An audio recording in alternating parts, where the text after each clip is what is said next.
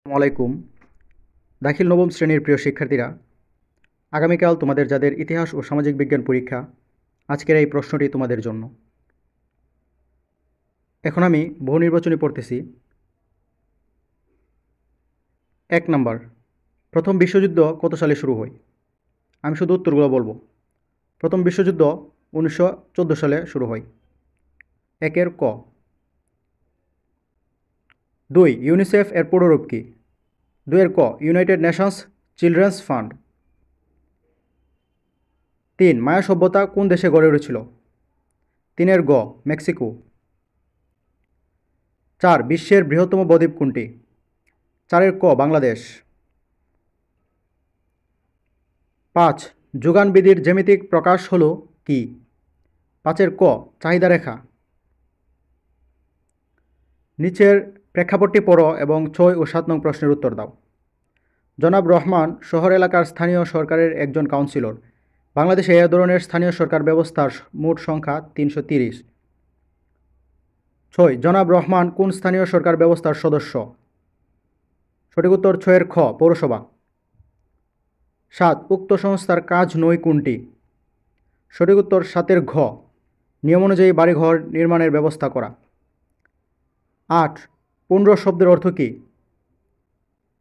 সঠিক উত্তর 8 গ ইক্ষু।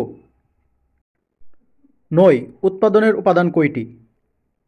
সঠিক উত্তর 9 ক 4টি।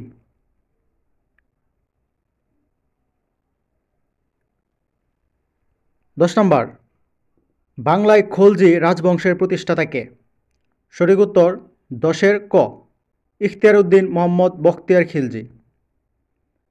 11 ফরাসি বিপ্লবের স্লোগান কোনটি? সঠিক উত্তর 11 খ সাম্য, মৈত্রী ও স্বাধীনতা। 12 FAO এর সদর দপ্তর কোথায় অবস্থিত? সঠিক উত্তর 12 খ রোমা, ইতালি। রিমোট সেন্সিং শব্দটি সর্বপ্রথম কত সালে ব্যবহৃত হয়? সঠিক উত্তর 13 গ 1960 সালে। তারপর নিচের প্রেক্ষাপটটি পড়ো এবং 14 ও 15 নং প্রশ্নের উত্তর দাও। আন্তর্জাতিক একটি সংস্থা 2015 সালে 25শে সেপ্টেম্বর একটি উন্নয়ন লক্ষ্যমাত্রা ঘোষণা করে। তার মধ্যে 17টি অবশিষ্ট রয়েছে। 2016 সাল থেকে সারা বিশ্বের দেশগুলো এটি বাস্তবায়নের কাজ শুরু করে। 14 দৃশ্যপটে আন্তর্জাতিক সংস্থাটির নাম কি? সঠিক উত্তর 14 গ জাতিসংঘ। 15 দৃশ্যপটে তোমার পঠিত কোন বিষয়ের লক্ষ্যের সাথে সাদৃশ্য রয়েছে? সঠিক উত্তর 15 গ SDG। এখন হচ্ছে এক কথায় উত্তর, অর্থাৎ যে সংক্ষিপ্ত ছোট প্রশ্নগুলো। 1 বাংলা অঞ্চলের ক্ষুদ্র ক্ষুদ্র নাম পরিচয়গুলোকে কি বলা হতো?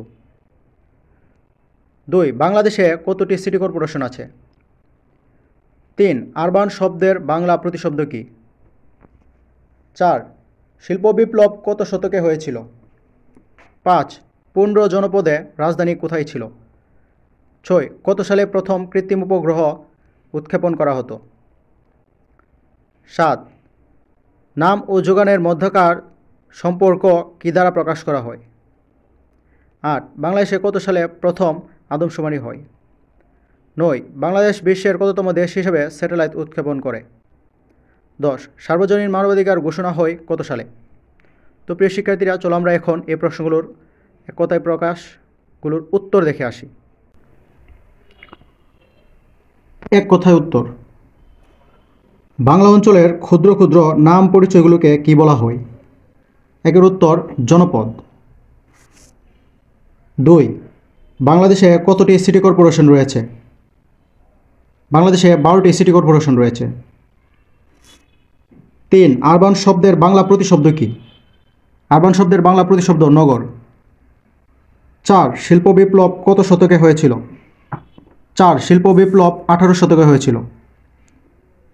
5 15 জনপদের রাজধানী কোথায় ছিল?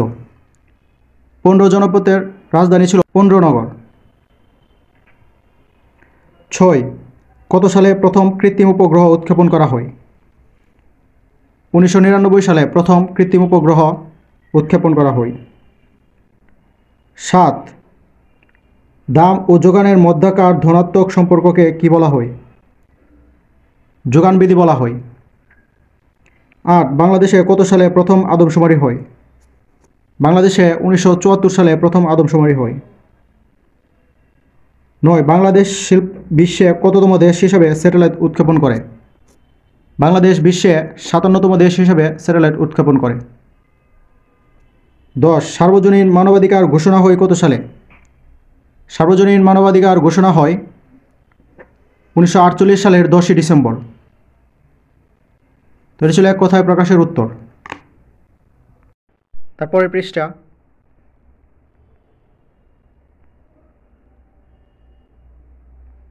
সংক্ষিপ্ত প্রশ্ন। নিচের প্রশ্নগুলোর উত্তর দাও। প্রতিটি প্রশ্নের মান 2। 1. লিগ অব নেশনস কেন গঠিত হয়? 2. এসডিজি কি? 3. নারীর প্রতি বৈষম্য নিরসনে সিডু সনদের গুরুত্ব ব্যাখ্যা করো। 4. আদমশুমারি কাকে বলে? 5. সম্পদের দুষ্প্রাপ্যতাই অর্থনৈতিক সমস্যার মূল কারণ, ব্যাখ্যা করো। 6. 12 ভূঁইয়া কারা? 7. সুযোগ ব্যয় বলতে কী বুঝো? 8. ফকির সন্ন্যাসী আন্দোলন কি? 9. জাতিসংঘ শিশু অধিকার সনদ বলতে কী বুঝো? 10. সমাজ কীভাবে গড়ে উঠেছিল? তারপর হচ্ছে ক বিভাগ, রচনামূলক প্রশ্ন, দৃশ্যপটবিহীন। যে কোনো 3টি প্রশ্নের উত্তর দাও। প্রতিটি প্রশ্নের মান 5। 1. প্রথম মহাযুদ্ধের পটভূমি ও ফলাফল ব্যাখ্যা করো। 2. অধিকার কীভাবে নিরাপত্তার অবলম্বন হিসেবে কাজ করে? 3. বাংলা অঞ্চল প্রথম সাম্রাজ্যবাদী শাসক বলা হয় কাকে? বর্ণনা করো। 4. চাহিদা রেখা ডান দিকে নিম্নগামী হয় কেন? ব্যাখ্যা করো।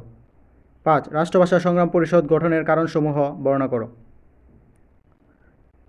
তারপর খ বিভাগ, রচনামূলক প্রশ্ন, দৃশ্যপট নির্ভর। প্রতিটি প্রশ্নের মান 8। 1. রাফি ও তার বাবা টেলিভিশনে একটি প্রামাণ্যচিত্রে দেখতে পায় ক দেশকে তার প্রতিবেশী দেশ যুদ্ধের মাধ্যমে দখলের চেষ্টা চালাচ্ছে। ফলে একটি আন্তর্জাতিক সংস্থা উক্ত দেশকে যুদ্ধ বন্ধ করতে বাধ্য করে। রাফির বাবা তাকে বলেন, উক্ত সংস্থা বাংলাদেশের অনেকেই একটি বিশেষ বাহিনীর সদস্য হিসেবে কাজ করে বিশ্বে প্রশংসা অর্জন করেছে। ক. দৃশ্যপটে কোন আন্তর্জাতিক প্রতিষ্ঠানকে নির্দেশ করা হয়েছে? খ. বিশ্ব শান্তি রক্ষায় দৃশ্যপটে উল্লিখিত বাহিনীর অবদান মূল্যায়ন করো। তো এখানে যে আন্তর্জাতিক সংস্থাটির কথা বলা হয়েছে সেটা হচ্ছে জাতিসংঘ। 2. সুমনের বাড়ি বেগম রোকেয়ার জন্মস্থান রংপুর এর পায়রাবন্দ গ্রামে। সে ট্যুরিস্ট গাইড হিসেবে নিয়োগ পায় পাটুয়াখালীর কুয়াকাটা সমুদ্র সৈকতে। এটি দক্ষিণ এশিয়ার একমাত্র সমুদ্র সৈকত যেখানে সূর্যোদয় ও সূর্যাস্তের দৃশ্য একই সাথে অবলোকন করা যায়। ক. সুমনের বাড়ি প্রাচীন কোন জনপদকে নির্দেশ করে ব্যাখ্যা করো। 6. সুমনের কর্মস্থল তৎকালীন সময়ের সবচেয়ে সমৃদ্ধ জনপদ, ব্যাখ্যা করো। 3. ক জেলার একটি সংগঠন নারী অধিকার নিয়ে কাজ করে এবং এ ব্যাপারে তারা একটি সনদ রচনা করে। নারীদের অধিকার সংক্রান্ত কিছু ধারা এতে রয়েছে। এই ধারাগুলোতে নারীর প্রতি কত প্রকার বৈষম্য রয়েছে তা বিশ্লেষণ করা হয়েছে। ক. দৃশ্যপটে উল্লিখিত সনদের সাথে কোন সনদের মিল রয়েছে বিশ্লেষণ করো। খ. নারীর অধিকার নিশ্চিত করতে উক্ত সনদের কার্যাবলী বিশ্লেষণ করো। 4. হালিম সাহেবের একটি ফার্নিচার তৈরির কারখানা রয়েছে। বন থেকে কাঠ ক্রয় করে কারখানায় নিয়ে আসে। তার 10 জন প্রশিক্ষিত কর্মচারী রয়েছে। উন্নত মানের যন্ত্রপাতি ব্যবহার করে বিভিন্ন আসবাবপত্র তৈরি করে। প্রতিটি কাজ হালিম সাহেব নিজে আর দক্ষতার সাথে এবং অভিজ্ঞতার সাথে দৃষ্টিনন্দন আসবাবপত্র তৈরি করে বিক্রি করেন।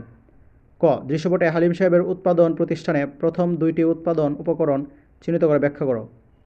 খ. দৃশ্যপটে উৎপাদন প্রক্রিয়ায় হালিম সাহেবের ভূমিকা মূল্যায়ন করো। 5. নিচের সূচিতে বিভিন্ন দামে চাহিদা ও যোগানের পরিমাণ দেওয়া হলো। দ্রব্যের দাম, দ্রব্যের চাহিদা, দ্রব্যের যোগান। দ্রব্যের দাম টাকায় 369। দ্রব্যের চাহিদা একক 20, 15, 13। দ্রব্যের যোগান একক 10, 15, 20। ক. উপরের সূচির আলোকে চাহিদা রেখা অঙ্কন করে ব্যাখ্যা করো। খ. উপরের সূচির আলোকে অর্থনৈতিক ভারসাম্য, দাম ও পরিমাণ কীভাবে নির্ধারিত হয় বিশ্লেষণ করো। 6. সুন্দরবন এলাকায় বাওয়ালী সবুজ ও তার লোকজন মৌচাক হতে মধু সংগ্রহ করে জীবিকা নির্বাহ করত। ইদানিং সবুজদের কাছ থেকে এই পেশা লাভজনক না হওয়ায় তারা বিকল্প পেশা খুঁজতে থাকে। টেলিভিশনে প্রচারিত কৃষি বিষয়ক বিশেষজ্ঞ শায়ক সিরাজের অনুষ্ঠান দেখে তারা উদ্বুদ্ধ হয়। সবুজ ও তার লোকজন বিকল্প পেশা হিসেবে আধুনিক পদ্ধতিতে গরু মোটা তাজাকরণ ও দুগ্ধ খামার প্রতিষ্ঠা করেন। অধিক লাভজনক হওয়ায় তারা এটিকে স্থায়ী পেশা হিসেবে বেছে নেয়। ক, সবুজদের পেশা পরিবর্তনের সাথে প্রাচীন বাংলার কোন রাজবংশের তুলনা করা হয় ব্যাখ্যা করো।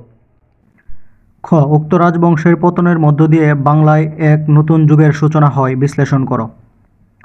7, জামাল সাহেব সুবেদপুর উপজেলার একজন দক্ষ চেয়ারম্যান। তার এলাকায় বিভিন্ন ধরনের লোক বসবাস করে। তিনি তার উদার চিন্তা প্রয়োগ করে সবার জন্য সমান সুযোগ নিশ্চিত করেন। এর ফলে সকল ধর্মের এবং লোকদের মধ্যে সৌহার্দ্য সম্প্রীতি তৈরি হয়। তিনি তার এলাকায় তরুণ লেখকদের সাহিত্য প্রতিযোগিতার আয়োজন করেন এবং বিজয়ীদের পুরস্কার প্রদান করেন। এর ফলে সাহিত্য চর্চা গতিশীল হয়। ক, দৃশ্যপটে জামাল সাহেব মধ্যযুগের বাংলার কোন শাসকের প্রতিচ্ছবি। খ, উক্ত শাসকের শাসনকালে বাংলায় মুসলমানদের শাসনের ইতিহাসের স্বর্ণযুগ বলা হয়, বিশ্লেষণ করো। তো প্রিয় শিক্ষার্থীরা, এই ছিল তোমাদের আগামীকালের ইতিহাস ও সামাজিক বিজ্ঞান পরীক্ষার প্রশ্ন ও আংশিক সমাধান। আমাদের চ্যানেলের ভিডিও যদি তোমাদের উপকার হয়ে থাকে তাহলে অতি দ্রুত সাবস্ক্রাইব করে দাও। আর এই ভিডিওটি যেহেতু একটু ঝাপসা, তোমরা আমার কথা বুঝে বইয়ের থেকে মিলিয়ে পড়ে নিবে। ধন্যবাদ সকলকে।